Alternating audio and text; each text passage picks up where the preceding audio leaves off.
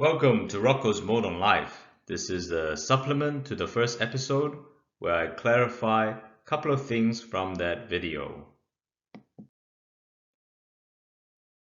Worldview clash, creation versus evolution. This would have been a better example to have used when I illustrated the difference in worldviews.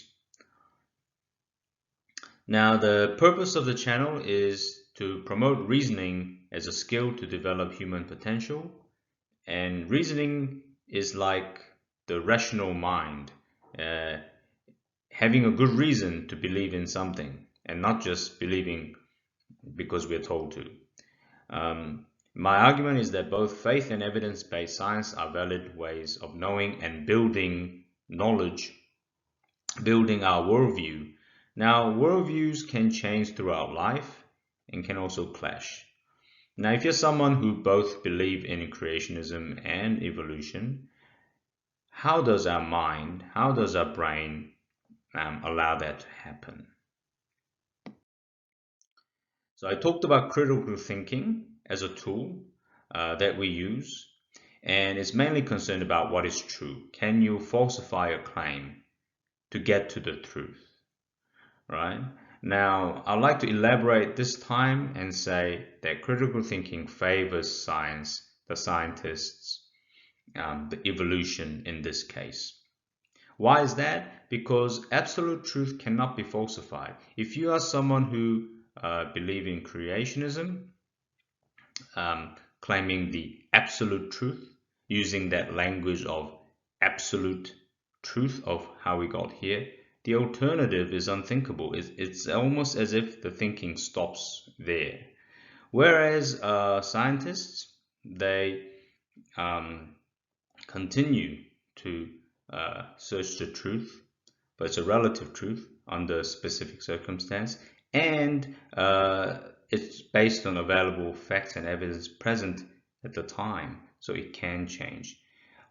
So when you hear debates from atheist scientists against Christian theologians, it seems to favor the scientists because they have the upper hand with their critical thinking and their method of inquiry into truth. But when it comes to morality, not that morality, this is the morality, but communicating morality, communicating story, creative thinking favors those people. They are the storytellers, they're the dramatists, they talk about myth, a tradition. And when we look at the story of creation in Genesis, it sets the scene for the coming of Jesus, whose story of death and resurrection is an inspiration for those wishing to follow in his footsteps into salvation. There's a very clear storyline there. Now, compare that to evolution, and scientists saying that there's no purpose, no direction, no meaning to how we got here. It just happened.